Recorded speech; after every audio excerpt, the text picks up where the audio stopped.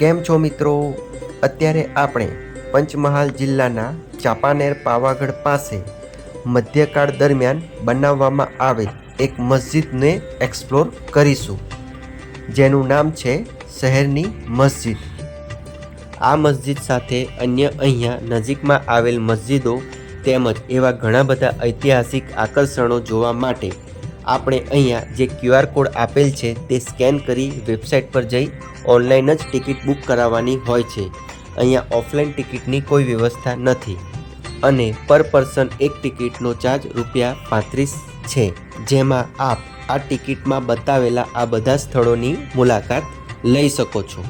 અત્યારે આપણે આપણી ચેનલના પાવાગઢના ભાગ 2માં દર્શાવેલ દક્ષિણ ભદ્ર દ્વારથી એન્ટર થતાં સૌથી પહેલાં આ શહેરની મસ્જિદ આવે છે.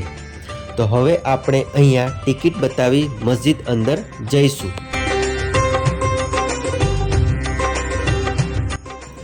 એન્ટર થતાં આપ આ શહેરની મસ્જિદ વિશે જે જાણકારી આપવામાં આવેલ છે તે વાંચી શકો છો અને અહીંયા એક નકશો પણ બતાવવામાં આવેલો છે.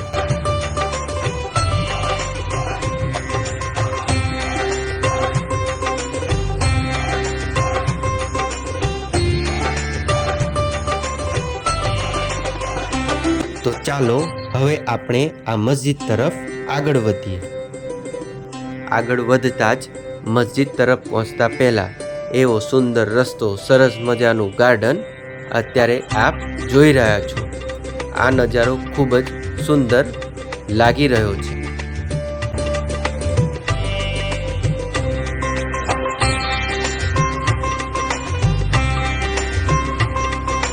અને અત્યારે આપણે આ મસ્જિદનો સામેનો નજારો જોઈ રહ્યા છીએ.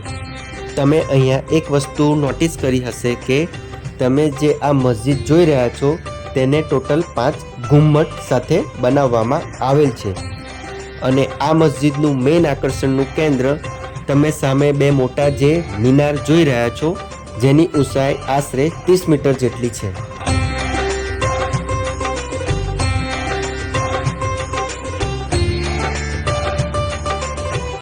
વર્ષ 2004માં યુનેસ્કો વિશ્વ ધરોહરમાં આ શહેરની મસ્જિદનો સમાવેશ કરવામાં આવેલ છે. તો ચલો હવે આપણે આ મસ્જિદને નજીકથી નિહાળીએ. તો આ મસ્જિદની ખાસ વાત એ છે કે આની જાળીદાર બારીઓ જે ગુજરાત શૈલીનું એક ખાસ અંગ છે, જેનો ફાયદો એ છે કે બહારની ગરમ હવા અંદર પ્રવેશતા આ જાળીદાર બારીઓમાંથી નાના છેદમાં ગુજરી ઠંડી હવા આપે છે. અને આ મિનાર પર પણ સુંદર એવું કોતરણી કામ અત્યારે આપ જોઈ રહ્યા છો.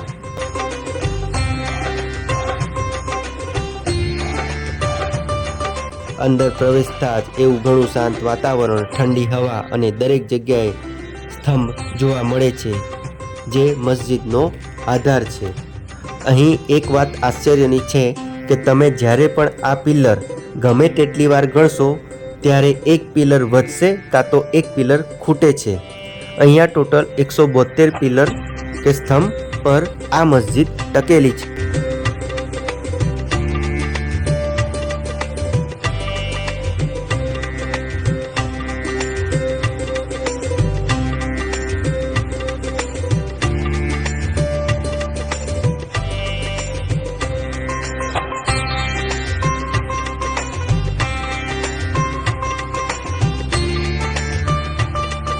અને તમે ઉપર આ જોઈ શકો છો, આ પ્રકારનો ઘુમ્મટ દેખાઈ રહ્યો છે.